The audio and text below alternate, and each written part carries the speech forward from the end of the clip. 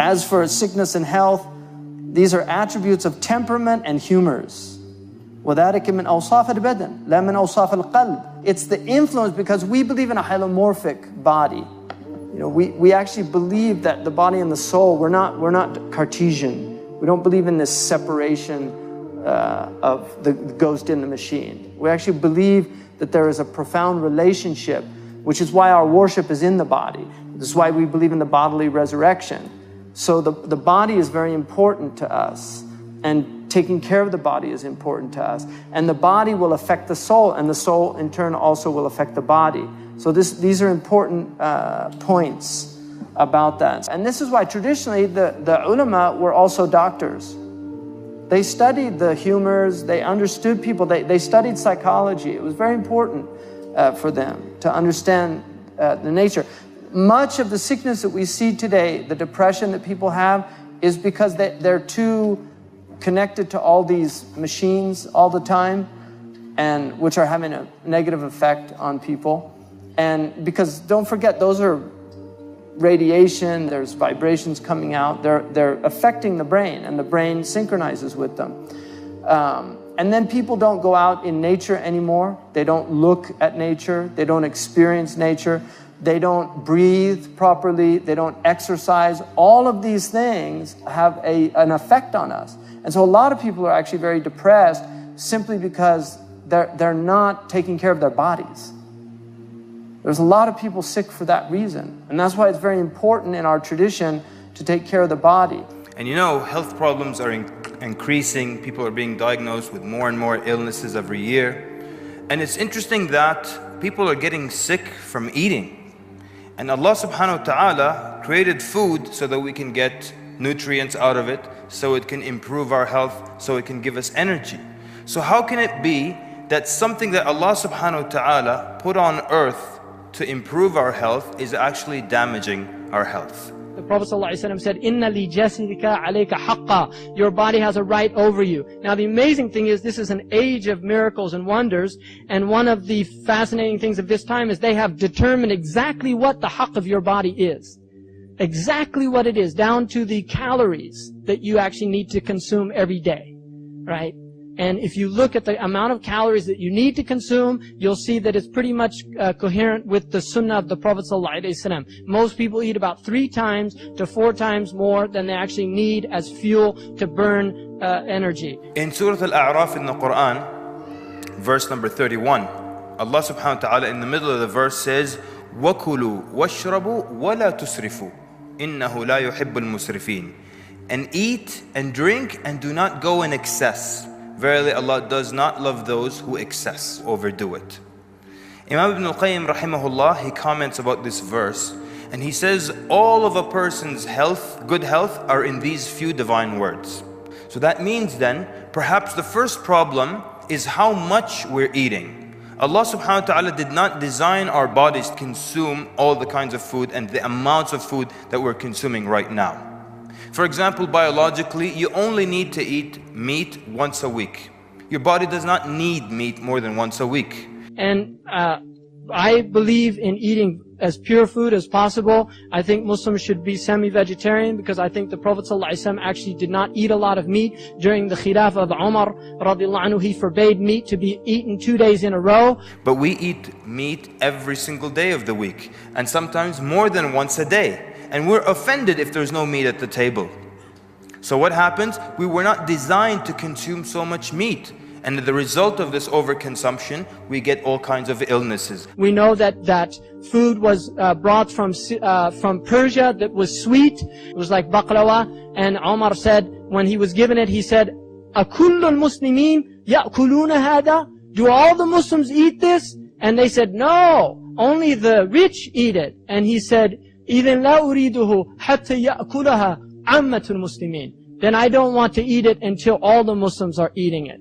And so really part of shafaqah to this ummah is recognizing there's a lot of our Muslim brothers and sisters that don't eat very well. And so we should be really thinking about the weight that we're gaining. It's bad for you, first of all, that any physician will tell you that. You don't need 2 cents worth of brains to realize that overeating is not a good thing. In fact, according to the National Institute of Health in America, 80% of American diseases are from overeating. And the other thing is exercise. The Prophet ﷺ exercised. We know that. He actually exercised. And he said that your body has a right. And they used to walk everywhere. And we know that the Prophet ﷺ had a flat stomach according to a hadith. And he didn't like fat stomachs. And he used to say to people, هذا كان خيرا لو كان في غيرك.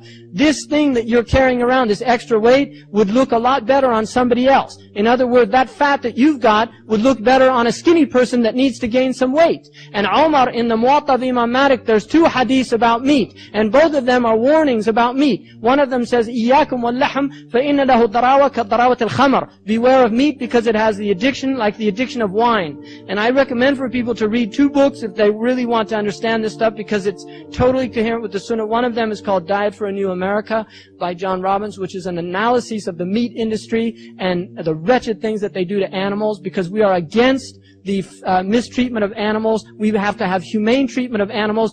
Part of the ihsan of killing an animal is that you sharpen the knife, that you don't sharpen it in front of the animal, that you give the animal water before you actually sacrifice it, that you don't drag it to where you're going to sacrifice it, you lead it gently, that you don't show it the knife until the last minute when you pull it out quickly.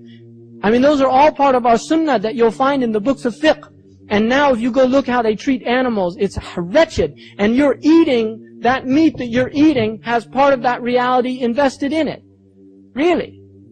Part of the torture that goes into all those animals, that's part of what people are eating. All that fear and that adrenaline that those animals release constantly into their flesh.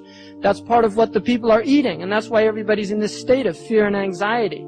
So people should think about that. And the other one, Omar said, أَكُلُّ مَا اشْتَهَيْتَ اشْتَرَيْتَ. Every time you get hungry, you go out and buy meat. And the man said, نَعَمْ يَا أَمِيرُ الْمُؤْمِنِينَ. And he said, it would be better if you would stop eating so much meat and allow other brothers to eat. Now, part of the thing, if you look at, it takes, to make 1 pound of meat, it takes 7 pounds of grain. And there's people starving all over the world. So part of this beef-eating Anglo-Saxon culture that's being spread all over the world, which is cow, beef, and McDonald's in every country. I mean, part of the end of time is McDonald's in Mecca. And that's not a joke. That's a horrific thing to realize that there is a McDonald's now in Mecca. The holiest place on earth, and this sick and disgusting multinational corporation that feeds people pulp. Really gross, grotesque food that has no nutritional value at all. No nutritional value. You're better off eating the cardboard that stuff comes in. And that's true. It's all meat filled with hormones. You know, people in Puerto Rico, they had all these women at the age of 6 years old developing huge breasts because they were using so much hormones in the meat, the estrogen, to beef up the cattle. That's what they do. So people becoming homosexuals, well, maybe it's all that hormone meat they're eating, you know? And Nabi sallallahu alayhi wa sallam mentioned this in a hadith. The human being, son of Adam, has not filled any vessel. There's no container that you can fill worse than your stomach. Meaning, the worst thing you can fill is your stomach. حسب ابن آدم لقيمات يقمن صلبه. Sufficient for the son of Adam are a few bites to sustain him. Just a few bites to keep you going. فإن كان ولا بد.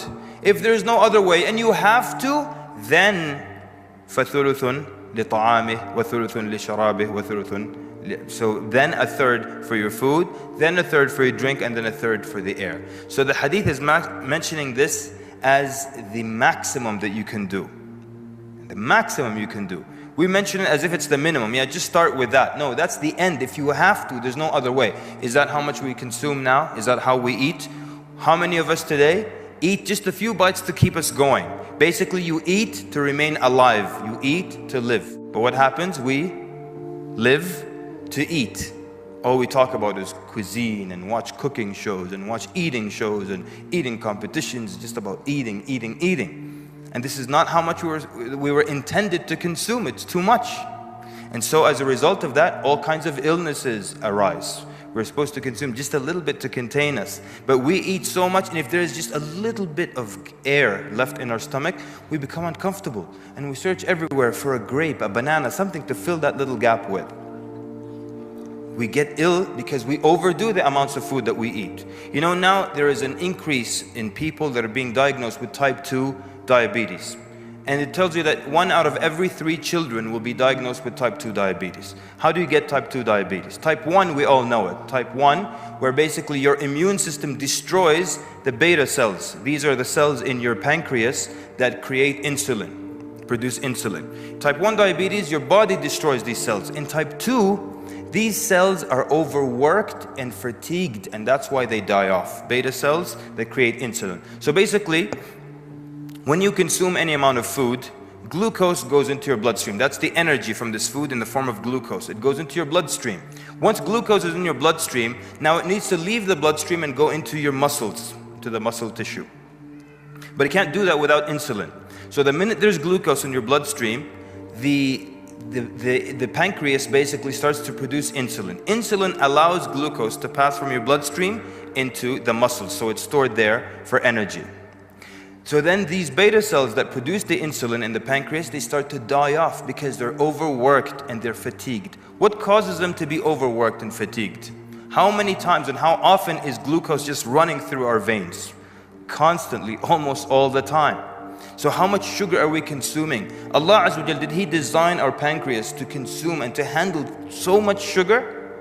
When you drink just a small can of Coke, how much sugar is in that?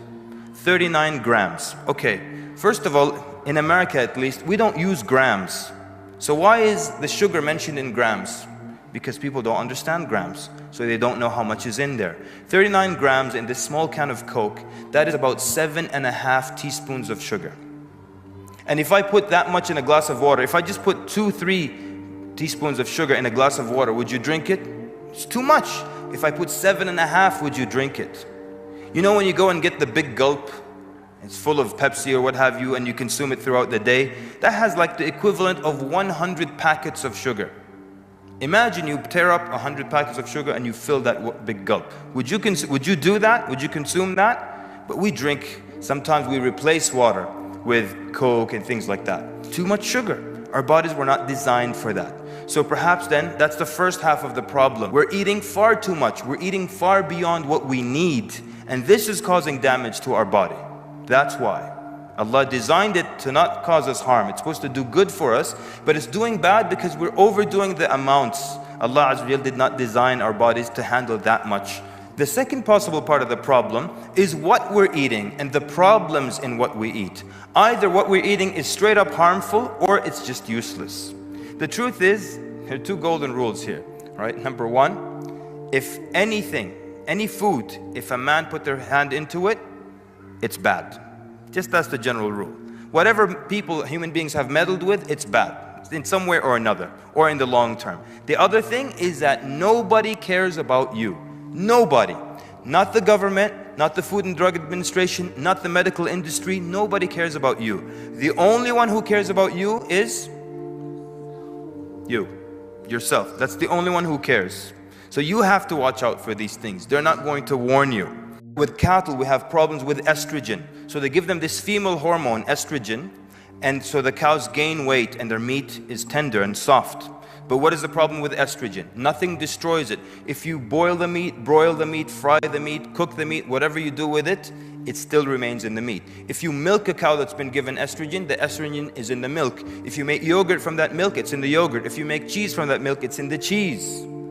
It's a female hormone that we don't want in our bodies. We're getting more and more of it. Cows now are milked 300 days out of the year. Even when they're pregnant, they're milked. And when they're pregnant, certain components or estrogen type components increased by 33 times in the milk. And they just milk it and then they give it to us. And we consume it. There was a study that was done in 42 countries to find a correlation between dairy consumption and testicular cancer. And they found the strongest correlation to be in Switzerland and in Denmark, where cheese is one of the national foods and people consume a lot of dairy. They found the lowest relationship to be in Algeria, where people don't consume as much dairy products. So you see then problems all over the place. People engineering food, adding things to food, doing crazy things to food. Mercury, fish. You think of fish, you think of mercury. There's always a problem somewhere. And almost none of the processes is natural anymore. Tomatoes, they're picked green. They don't pick them when they're ripe. They pick them when they're green and still hard so they don't go bad. And then they ripen them by putting them in ethane gas. And then that gets them to turn red. So they're not damaged and they look good to you, the consumer. So the answer then, if you can buy organic, eat organic. Decrease the amount of food that you eat. You don't need to eat that much of anything. And if you can grow, of course, grow and be very aware, read, be very conscious of what you're consuming, what you're putting into your bodies. Jazakumullah khairan for your attentive listening. Sallallahu wa barak ala Muhammad wa assalamu alaikum wa rahmatullahi wa barakatuh.